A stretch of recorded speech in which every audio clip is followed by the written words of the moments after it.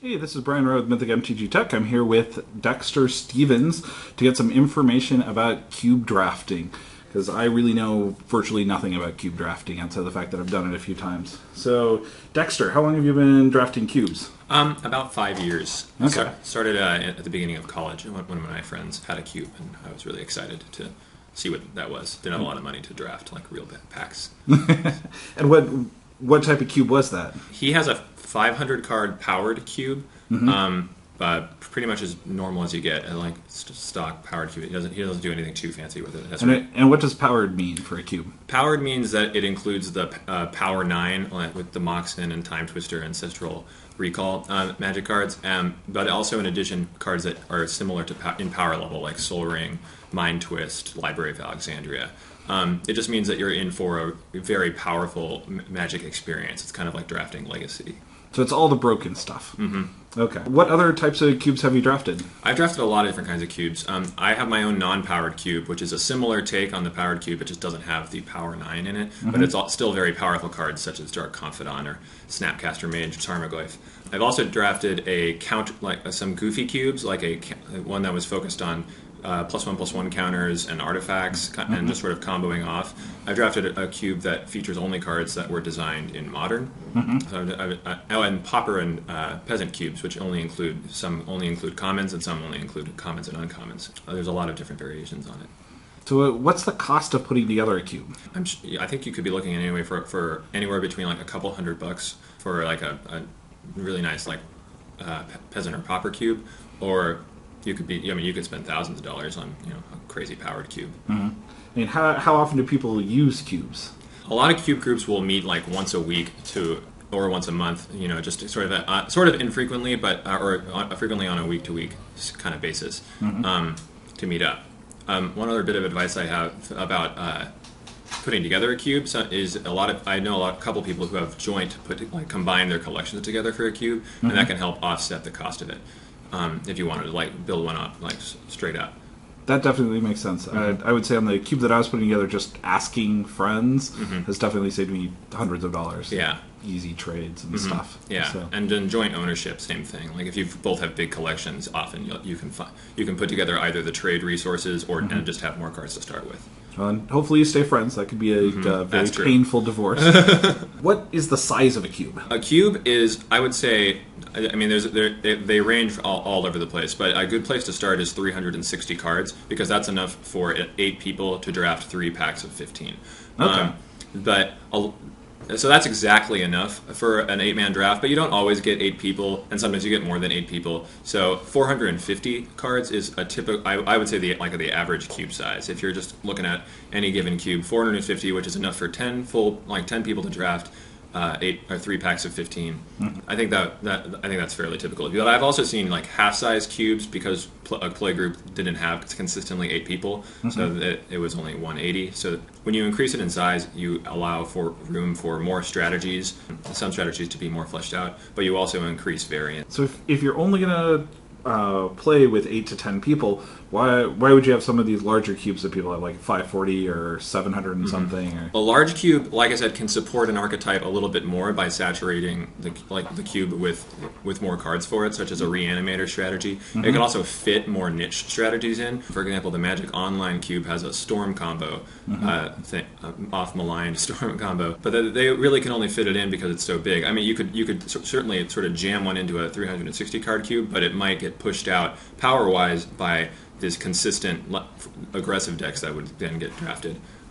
You can also something the Magic Online cube that does, which was the first time I saw it, was include a lot of cards that were intended to be placed in the sideboard, such as Celestial Purge is my go-to example of this, where you would never take this card with the anticipation of main decking it, but because the cube is so big, you can draft with your sideboard in mind a little bit, and when it comes around the table and you're white, it's an easy pick, and you're gonna get it late.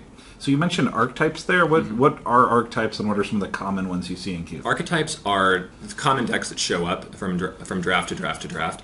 Some of the more famous cube ones are Red Deck Wins, where you just draft straight mono red and burn their face until they're dead, super fast. The Reanimator is a popular is a deck that will feature discard outlets, big fat creatures, and reanimation spells. And when you merge this trifecta, you can win the game pretty unfairly and pretty quickly. Probably the most common cube deck is the kind of the 5-color good stuff deck, or some lots of color good stuff, 3 to 5 color good stuff control deck. That's just where the drafter obviously was just overwhelmed by how cool every card is in the packs, and just took all the awesome cards out of each pack, and the mana fixing to cast them, and is trying to get by by just casting powerful spells. So what kind of common mana fixing do you see put in cubes? The shock lands from Ravnica, the original duels from Alpha, and the fetch lands from Zendikar and Onslaught are kind of the go-to, the shocks, fetches, and duels which you'll see in most cubes, those 30. After that, you can see mana rock type effects like signets, and like Gilded Lotus, Coalition Relic, and then any kind of smorgasbord of the various lands, like the buddy lands from from Innistrad and the core sets, or the filter lands from Shadowmoor and Eventide. There's a lot of them that show up. My cube has the shocks, duels, and fetches, all those 30, plus an additional color fixing land for each guild. Depending on what sort of chosen for its typical strategies. So it kind of fits the guild feel. Exactly. Nice idea. Where do people find out information about cubing? There's a couple of good sites. I would guess the best one is just the MTGsalvation.com's Cube Forum. There's a lot of information posted there.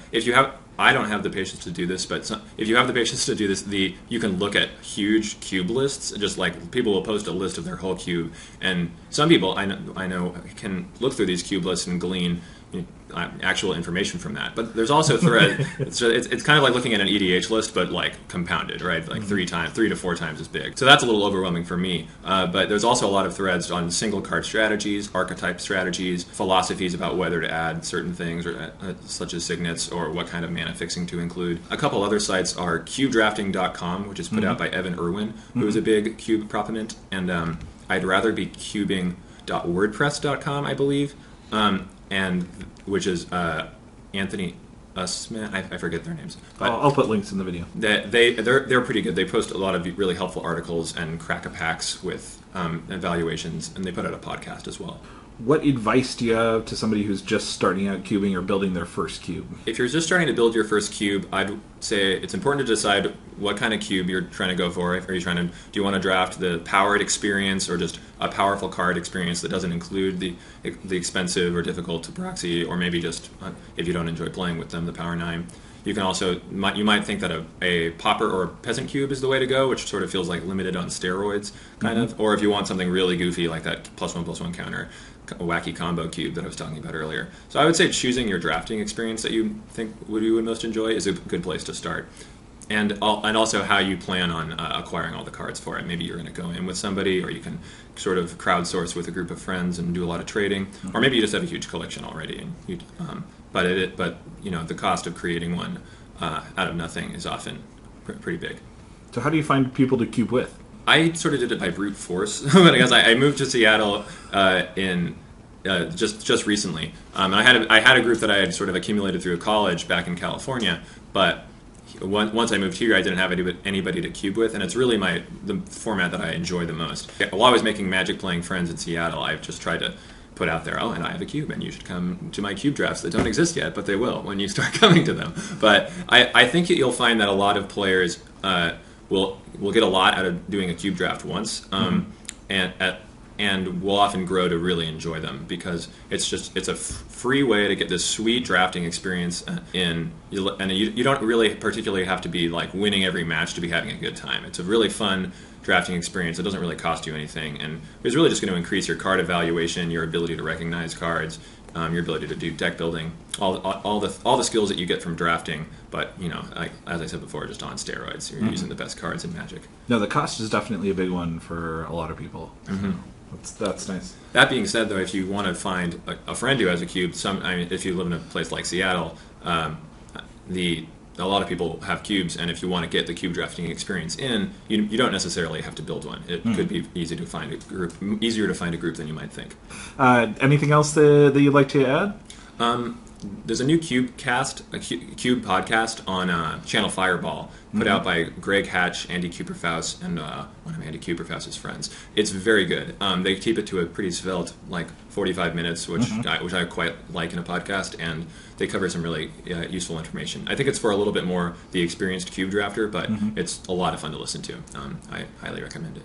Excellent. Thank you so much. I appreciate it. Thanks. This has been Brian Rowe with Mythic MTG Tech with an interview with the Red Vest Master, Dexter Stevens. Thank you so much. Also, thank you for the great idea here for this particular video topic from the Magic the Seattlean community in celebration of having 100 subscribers. We're going to be doing another one of these once I get up to 500 subscribers, so think about topics that you guys would like, and we'd love to hear suggestions. One last thing here, I happen to be looking for a box to put my cube in. I've seen some incredible boxes online, such as the one that we're looking at here, but I'm pretty much open to anything that is portable and preferably even has a lock on it. If you have any ideas where I could find an amazing box like this one, please let me know. I'm looking. Thanks.